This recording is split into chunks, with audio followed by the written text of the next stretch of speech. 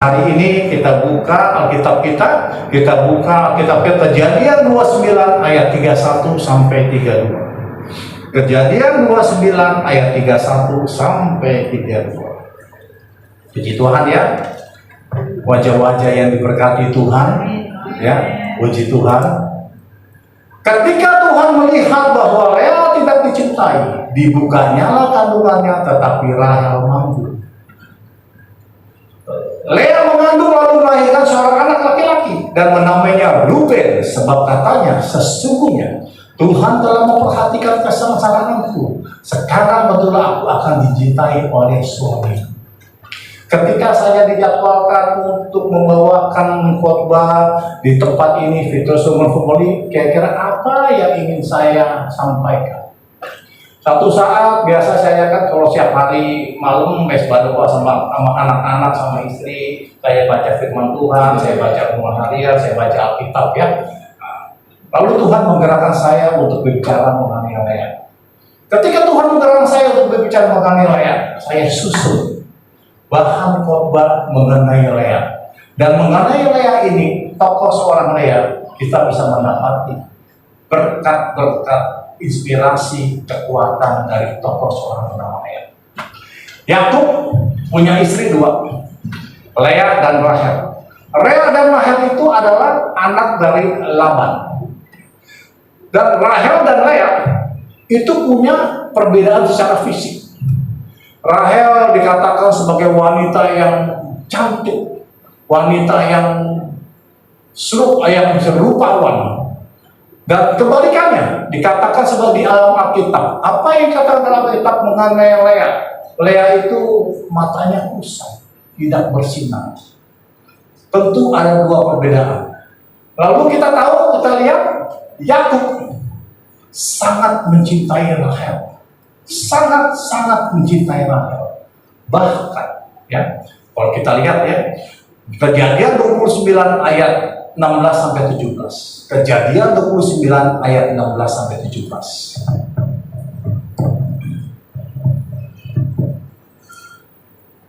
Laban mempunyai dua anak perempuan, yang lebih tua namanya Lea dan lebih muda namanya Rahel.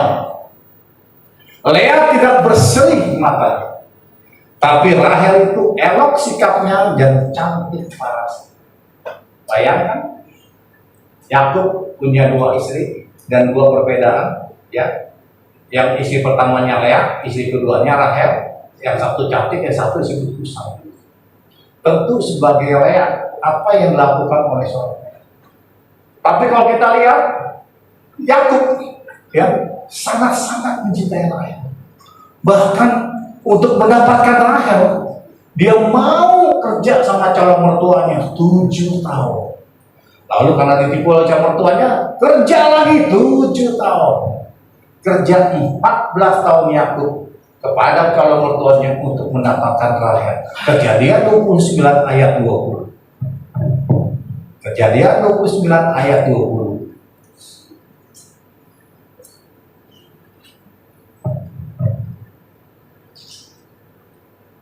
Tetapi ayat 20.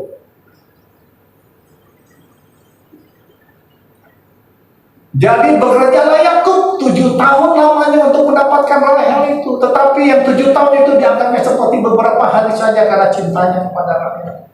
Kalau kita mencintai seseorang, cinta kita berhubungan dengan pengorbanan.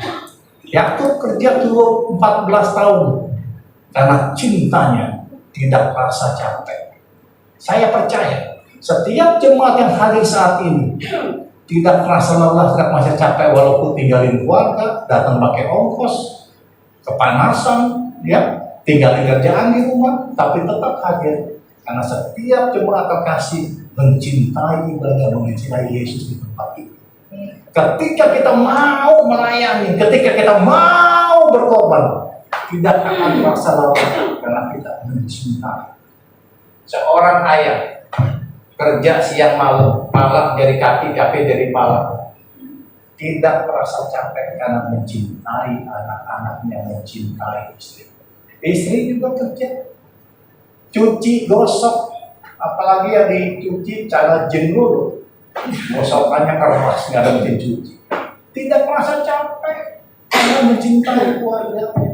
Bayangin Yakub. Yakub itu sangat mencintai Rahel, sangat-sangat mencintai Rahel, sehingga ia tidak berasa ya bahwa cintanya itu tidak, apapun yang ditempuh dia tetap mencintai Rahel. Lea adalah sosok yang sering dianggap sebagai pemain figuran ya, atau sebagai pilihan kedua dalam drama cinta Yakub ya. Tapi sebenarnya Lea itu adalah saksi kunci bagaimana Tuhan membela orang-orang yang terabaikan. Lea adalah potret ketabahan dalam perjalanan batin seseorang perempuan yang belajar untuk berhenti mencari validasi dan manusia dan lebih mencari kepuasan di dalam Tuhan. Coba kita lihat bagaimana Lea ya. Lea itu artinya adalah lelah atau sapi liar. Digambarkan Lea itu digambarkan mata yang kusam. Artinya apa? Nggak capek. Dia orang yang terabaikan. Dia adalah orang yang tidak dipandang mata. Apalagi ada compare, ada pembandingan. Ya, kalau ada pembandingan terus jauh beda. Bayangkan, ia serumah dengan suami yang tidak. Dia suami yang tidak mencintai dirinya. Sedangkan Lea terus mengejar cinta kebahagiaan dari suami. Tapi Lea bertepuk sebelah tangan. Dan Lea adalah ya istri yang diselundupkan. Papanya Laban tahu Lea ini dapat jodohnya susah, nggak cakep, dan kehidupannya dari kecil itu kehidupan yang pahit.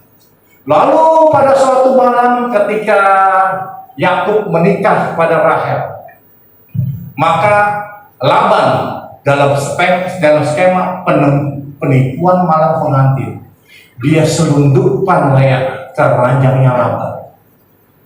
Karena Laban menyelundupkan Lea ke ranjangnya Yakub pada waktu malam pengantin pertama. Yakub tidak tahu apa-apa karena gelap lagi itu, nggak ada lampu segala macam, juga nggak bersuara suaranya. Lalu ya, kalau kita lihat ya, bayangkan perasaan Lea. Dia tahu laki-laki yang sedang bersamanya itu sebenarnya sangat mencintai adiknya dan bukan dia.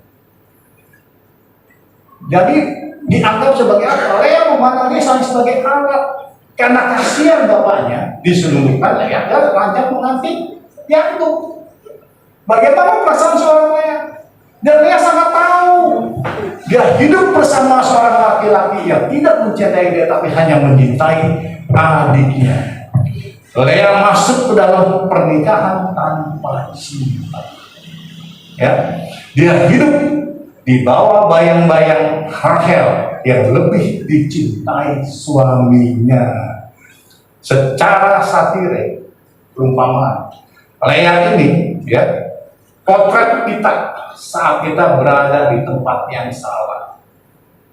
Saat ini seperti juga yang merasa tidak diinginkan dan merasa hanya jadi ban serep dalam kehidupan orang lain. Bayangin, kita serumah dengan suami yang tanpa cinta. Bagaimana perasaannya? Sedangkan suaminya hanya mencintai adik. Kita lihat ya. Kalau saya salah satu tim dari pre-counseling dari orang-orang yang ingin menikah di GBV.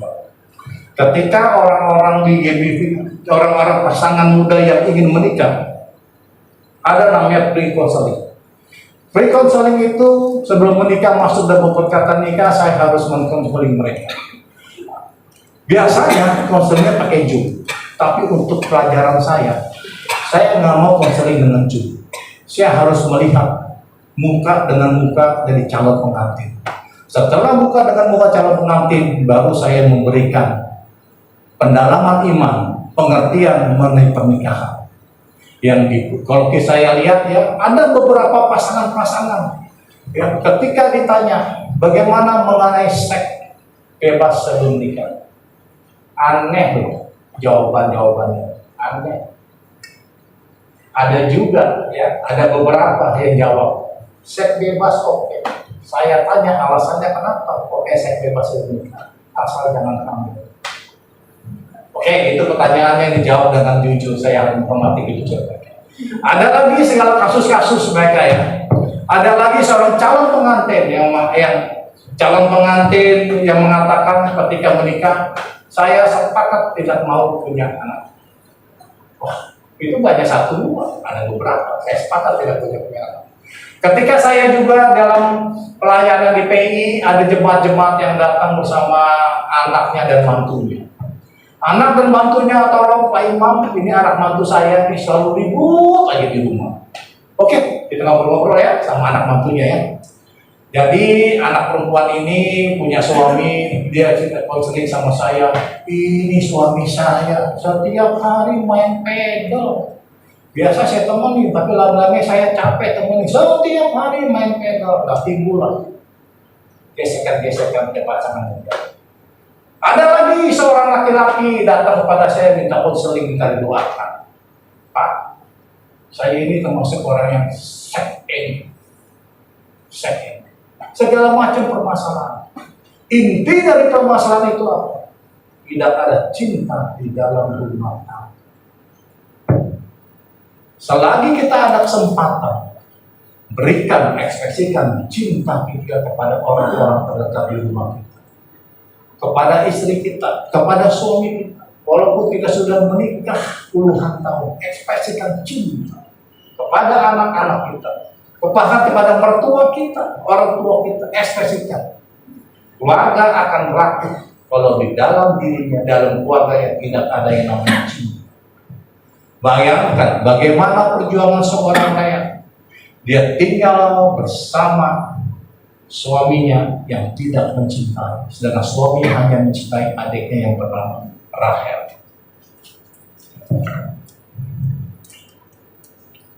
Yang kedua, ya, ketika terus Lea terus mencari bagaimana ia bisa dicintai suaminya, bagaimana ia bisa mendapatkan kebahagiaan dari suaminya. Terus Lea itu terus berjuang, dan suatu saat dia bilang, aku akan memberikan anak kepada suami. Karena adiknya Rahel tidak bisa memberikan anak kepada ia. Lalu anak pertama lahir yang bernamakan Ruben. Dan Ruben artinya adalah sekarang suamiku akan mencintai. Anak pertama lahir tetap Yakub tidak mencintai Lea. Padahal diberikan anak laki, anak orang Israel sangat bangga dan sangat menantikan memiliki seorang anak laki. Lalu Lea coba lagi untuk memberikan anak lagi kepada Yakub suaminya. Lahir anak kedua yang bernama Simeon. Simeon artinya Tuhan mendengar kalau aku tidak dicintai. Tapi anak kedua lahir belum juga Lea mendapatkan kebahagiaan, mendapatkan cinta dari suaminya. Lalu ia tetap berjuang. Dia coba lagi untuk memberikan anak laki-laki pada Yakub. Bayangin, Yakub begitu mencintai Rahel, dikasih anak pun belum ada rasa cinta. Bayangin, tinggal serumah, setiap hari ketemu, yang setiap hari sering produksi, tapi nggak ada rasa cinta. Yang dibutuhkan itu cinta. Maka sekarang ini kita, apapun posisi kita, apapun juga status kita, cinta itu sangat berarti dan cinta sangat dibutuhkan. Cinta artinya pengorbanan. Kalau kamu mencintai hanya di mulut aja tanpa pengorbanan, itu bohong. Cinta itu berarti pengorbanan. Tapi tetap ketika anak ketiga lahir namanya Lewi, sekali ini suamiku akan lebih erat kepadamu. Lea menamai anak-anaknya ya dengan nama-nama yang mengakui bahwa Tuhan sumber kasih. Anak pertama lahir tidak mendapatkan cinta, kebahagiaan dari suami. Lea selalu berpikir untuk mengejar cinta dari suami. Lea berpikir untuk mendapatkan kebahagiaan dari suami. Dia terus berpikir. Akhirnya anak keempat lahir. Kelahiran anak keempat bagi Lea. Lea mengalami breakthrough. Ya. Momen paling indah dan transformasi Lea terjadi saat kelahiran anaknya yang keempat. Kejadian 29 ayat 35.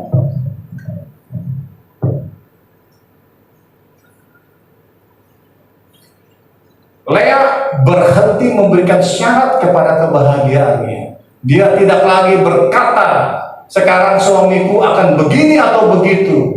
Tapi sebaliknya, ya. Lalu sebaliknya ia berkata, sekali ini aku akan bersyukur memuji Tuhan. Kejadian 29 ayat 35. Mengandung pula ia lalu melahirkan seorang anak laki-laki. Maka ia berkata, sekali ini aku akan bersyukur kepada Tuhan. Itulah sebabnya menamai anak itu Yehuda, sehingga ia tidak melahirkan lagi. Anak pertama lahir, kedua, ketiga masih suaminya tidak bergeming, suaminya tidak mencintai, dan Lea nggak berhasil mendapatkan kebahagiaan. Anak keempat lahir, timbullah pola pikir Lea yang berubah. Disitulah terjadi breakthrough. Dia tidak lagi mencari kebahagiaan dan tidak lagi mencari validasi dari suaminya, tapi yang pola pikirnya berubah.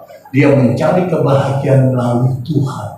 Maka tidak heran menamai anaknya Yehuda, yang artinya aku bersyukur.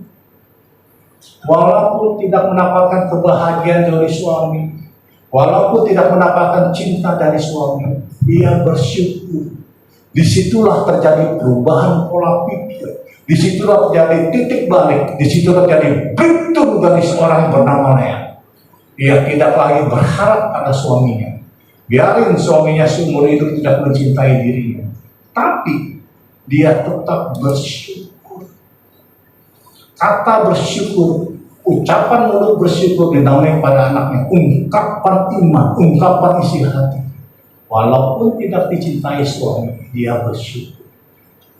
Bersyukur itu punya kuasa yang begitu luar biasa. Kita lihat perjalanan hidup Lea ketika ia bisa mengucapkan bersyukur. Ya. Lea berhenti mengejar cinta Yakub dan mulai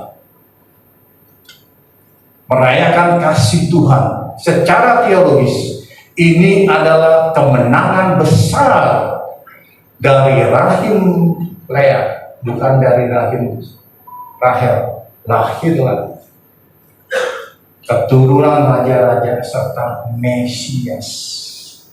Bayangin loh, orang yang terabaikan, orang yang dipandang sebelah mata, dan orang yang tidak mendapatkan cinta. Dalam hidup kita yang kita perlukan cinta dari orang terdekat.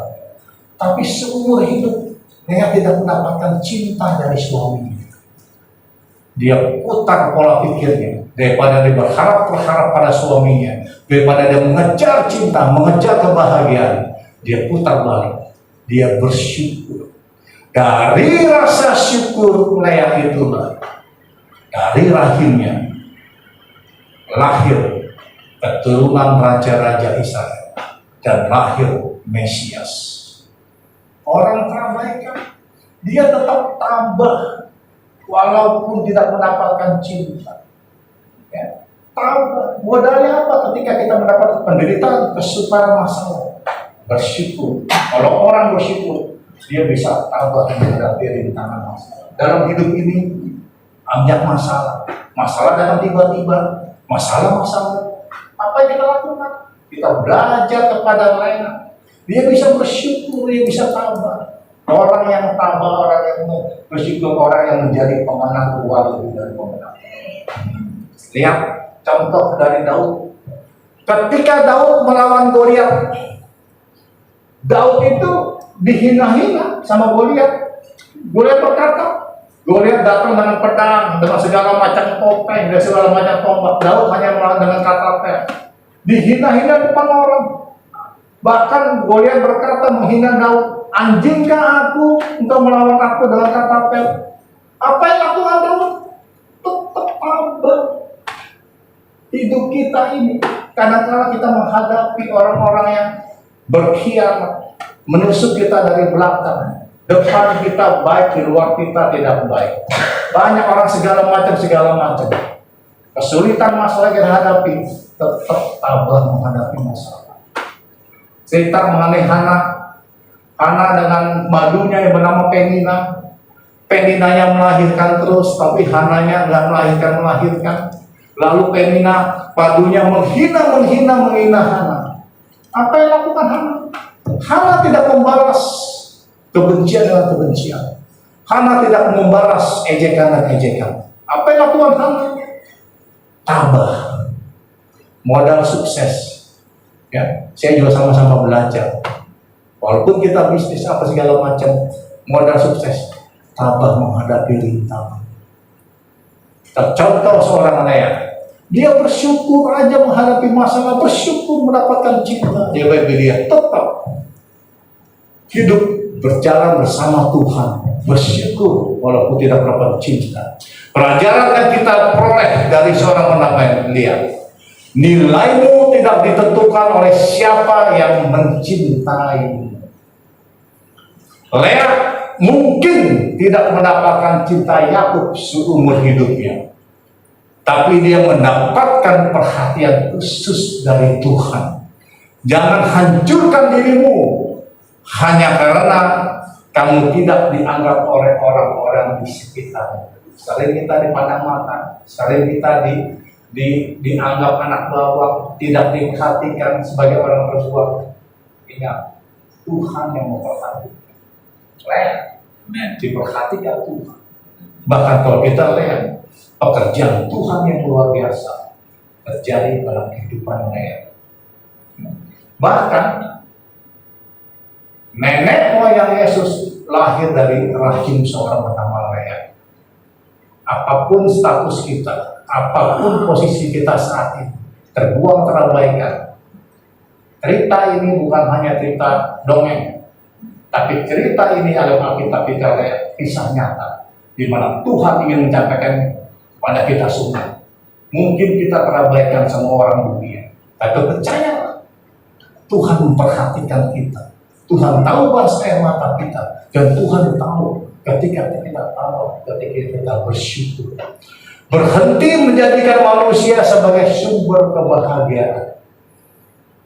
Selama Lea masih mencari validasi dari Yakub, ia akan sangat menderita. Menderita loh Lea, mengejar cinta dari suaminya yang tidak berbalik cintanya. Artinya apa? Cinta bertepuk sebelah tangan. Cinta betul-betul dikasih PHP terus, dikasih harapan, boro-boro harapan. Setiap hari ketemu tidak ada rasa cinta suami. Dia putar pola pikirnya, ya. Namun Lea dia memindahkan fokusnya dengan bersyukur. Dia menemukan kedamaian ketika ia mencari cinta kepada Tuhan. Ketika ia bersyukur. Belajarlah untuk berkata, sekali ini aku akan bersyukur kepada Tuhan, terlepas daripada apakah orang lain menghargai usahamu atau tidak. Maka bersyukurlah kepada Tuhan, walaupun kita terabaikan, walaupun orang itu nggak memandang kita, walaupun kita sudah berbuat baik, ternyata air susu dibalas air tuba, walaupun kita kemarau setahun dihapus hujan sehari. Walaupun apa yang kita sudah tabur tidak dihargai orang lain, walaupun apa yang kita sudah lakukan terbaik tidak ada ribet segala macam dari manusia, bersyukur kepada Tuhan. Sepanjang Natalan GBI FIFA saya melakukan yang terbaik. Semuanya dari hal pendanaan saya cari dana, produksi saya ikutan produksi, ikutan multimedianya, persiapkan multimedia, persiapan segala macamnya, sampai hari H, sampai latihan, sampai segala macam. Tidak pernah ada rasa terima kasih kepada saya. Ya, terima kasih ketua panitia. Kalau saya lebih banyak yang terjun. 1 tahun, 2 tahun, 3 tahun bagi saya no problem. Karena saya bekerja untuk Tuhan. Apa yang saya lakukan untuk Tuhan tidak akan pernah sia-sia. Amin. Kaki saya dua-duanya karena lari, ya, karena lari kan saya dua-duanya karena lari. Meniskusnya robek. Datang ke dokter yang paling cukup terkenal di Jakarta, profesor, disuruh operasi. Saya nggak mau operasi, saya usaha sendiri fisioterapi, ya, puji Tuhan semua. Haleluya. 24 Agustus 2025. Saya pelayanan jam 9 di sini. Jam 7 saya bangun, setengah 8 tiba-tibanya seperti mati lampu, mata saya buta sebelah. Saya kaget, saya pakai ball water, info segala macam, masih aja buta sebelah. Tapi saya punya komitmen untuk melayani Tuhan di jam 9 di apartemen Robinson. Oke, thank you. Ya.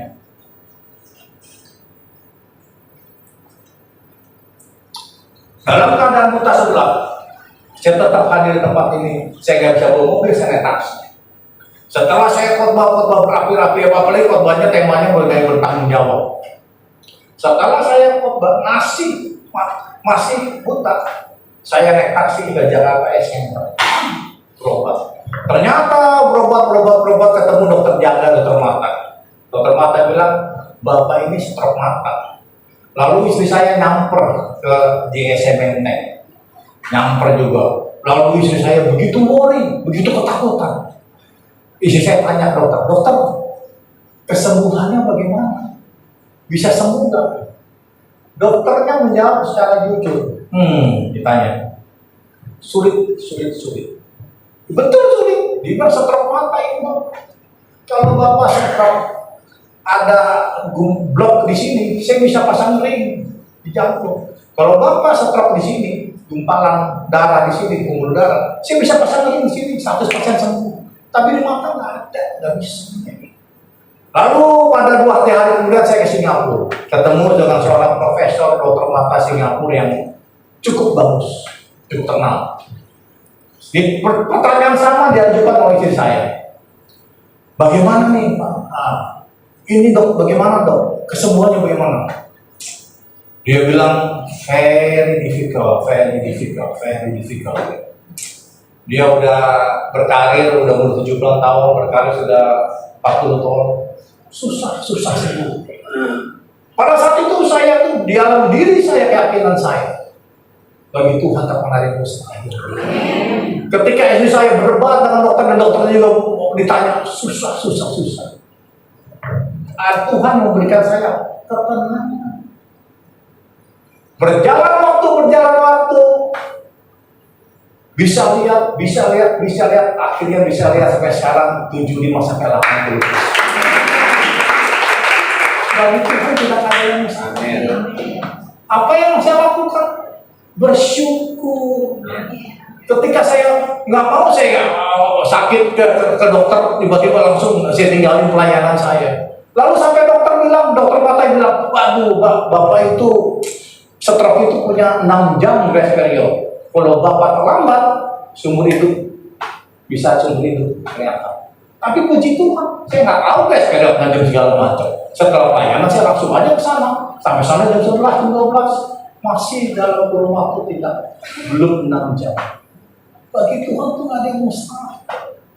Apapun masalah yang kita hadapi, nyatakan dengan bersyukur. Kita belajar dari Lea. Bagaimana Lea menjalani hidup-hidupnya dengan bersyukur.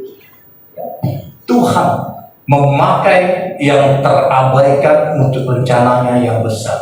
Dunia mungkin melihat Rahel sebagai peran utama dalam kehidupan keluarga Yakub. Ya. Tapi Tuhan memilih Lea untuk menjadi nenek moyang Yesus. Jadi jangan rendah diri kalau kita merasa kalah dalam persaingan atau pencapaian secara fisik atau status. Karena Tuhan banyak cara yang kreatif untuk memakai mata yang kusam, merayakan kemuliaannya yang bersinar. Kesimpulannya, apapun keadaan kita, apapun masalah kita, apapun apapun status yang katanya berbagai macam persoalan, tidak mendapatkan kebahagiaan, tidak mendapatkan cinta dari orang lain yang kita harapkan cinta. Jangan berfokus kepada manusia, berfokuslah kepada Tuhan. Satu saat nanti rahimmu dipakai untuk keturunan raja bagi kemuliaan Tuhan. Bagi Tuhan gak ada yang mustahil. Mungkin kita berpikir sulit sukar. Kita belajar dari Hana. Hana dikatakan mandul, dalam firman Tuhan. Tapi Tuhan sanggup membuka hatinya. 5 anak, bahkan salah satu anaknya Samuel menjadi seorang nabi. Bagi Tuhan gak ada yang mustahil. Hadapi dengan rasa syukur dan tabah. Kebenaran praktis, kamu tidak perlu menjadi pilihan pertama, karena hanya Tuhan yang mampu menjadikan setiap kita menjadi pilihan utama. Teruslah berjalan dengan setia dalam kesunyian, karena seringkali di tengah pengabaian manusia, Tuhan sedang mempersiapkan garis keturunan raja lewat hidupmu. Jadilah seperti Lea yang akhirnya menemukan bahwa pujian kepada Tuhan jauh lebih memuaskan daripada sekadar pengakuan dan pujian dari sesama manusia. Beri kemuliaan bagi Tuhan. Firman Tuhan penutup Roma 9 ayat 15.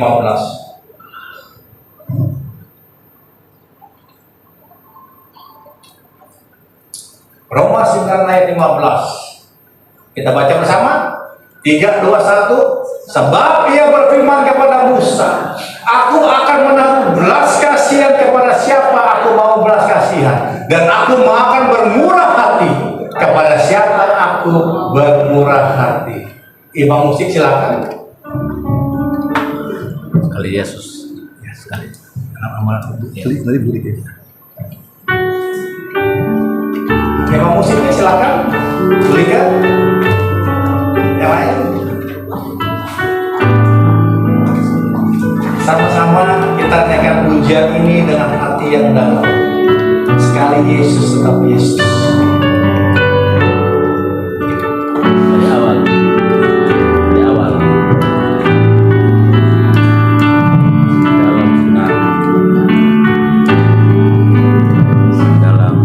Dalam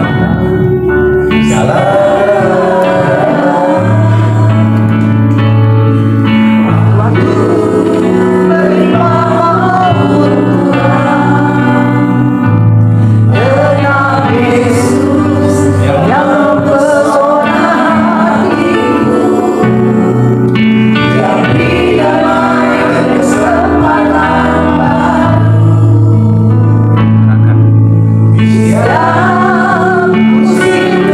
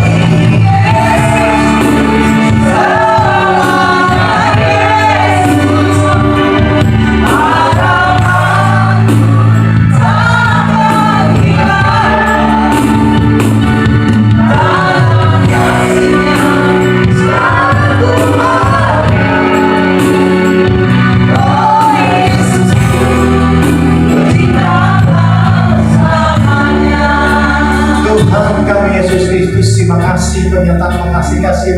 Terima kasih Tuhan. Terima kasih dengan apa yang Kau beri kepada kami Tuhan. Kami mampu karena kemurahan dan kasih Tuhan. Hamba berdoa untuk setiap jemaat yang hadir, apa menjadi tuntunan mereka, kerinduan mereka, masalah tantangan mereka Tuhan. Kami percaya Tuhan, Kau Allah yang berjanji dan apapun yang akan pernah meninggalkan dan membiarkan kami. Engkau Allah Tuhan yang mampu berperan depan kami menyelesaikan setiap perkara kami.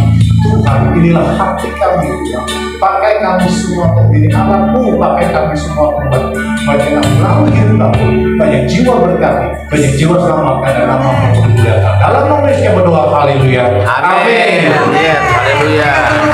Terbaik, termanis, terindah untuk Tuhan.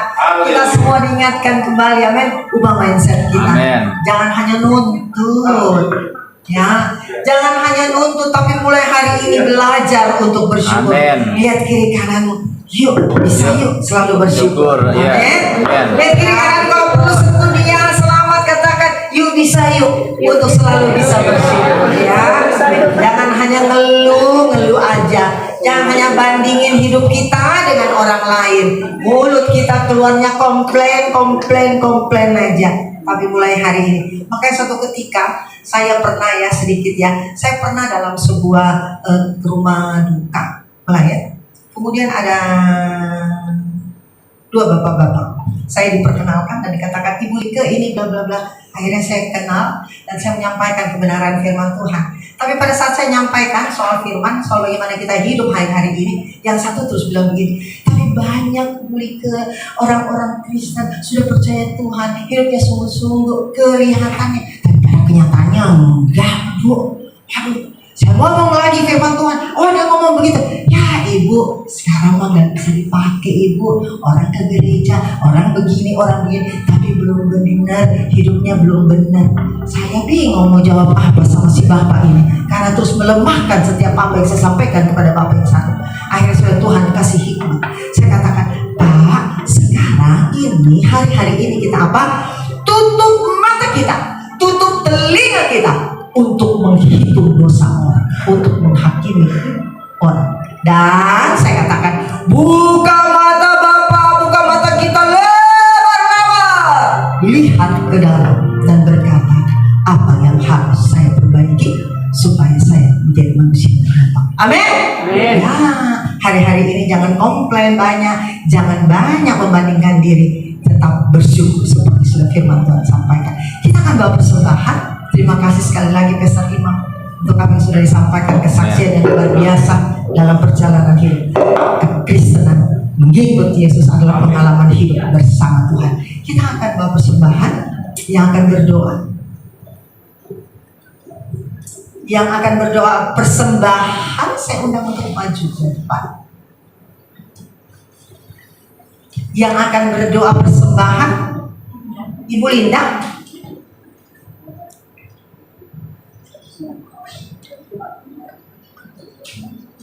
Oh maaf, Ibu Linda sekarang agak sedikit pendek. Ibu Linda belum perawatan, sedikit pendek. Terima kasih. Tahu kan yang ini Ibu Norma, bukan Ibu Linda. Puji Tuhan, kita sudah diberkati firman Tuhan. Mari kita siapkan nanti. Ini tanda syukur kita kepada Tuhan ya. Kita sudah dengar firman Tuhan, kita harus aplikasikan. Mari kita satu dalam doa. Segala puji hormat kami berikan kepada Tuhan. Engkau baik, kami bersyukur kami boleh diberkati oleh firman Tuhan. Biar firman ini meneguhkan, menguatkan, menghibur, bahkan menegur kami, supaya kami hidup dalam kebenaran, dan kebenaran yang akan memerdekakan kami. Ajar kami menjadi pribadi-pribadi yang selalu mengucap syukur, bukan menuntut, tetapi kami bersyukur dengan apa yang Tuhan sudah berikan. Dan inilah tanda syukur kami kepada Tuhan. Kami akan memberikan persembahan. Karena itu Tuhan berkati setiap kami yang akan memberi, biarlah dikuduskan persembahan kami, berkenan untuk dipakai untuk kemuliaan bagi nama Tuhan. Engkau berkati setiap taburan kami lewat usaha bisnis, rumah tangga, kesehatan kami, bahkan apapun yang kami kerjakan jadi berhasil, dan nama Tuhan dipermuliakan. Terima kasih Tuhan. Tuhan hamba-Mu Pak Imam Darmawan, Pastor Imam yang Tuhan sudah pakai menyampaikan firman. Kembalikan kekuatan harapan baru bagi hamba-Mu. Tuhan pakai dia dengan ajaib dalam pelayanan, dalam kehidupan keluarga, rumah tangga, bahkan dalam usaha bisnis jadi berhasil. Nama Tuhan dipermuliakan. Terima kasih Tuhan. Ini ucapan syukur doa. Mari umat Tuhan yang percaya katakan amin. Selamat memberi. Persembahan saya.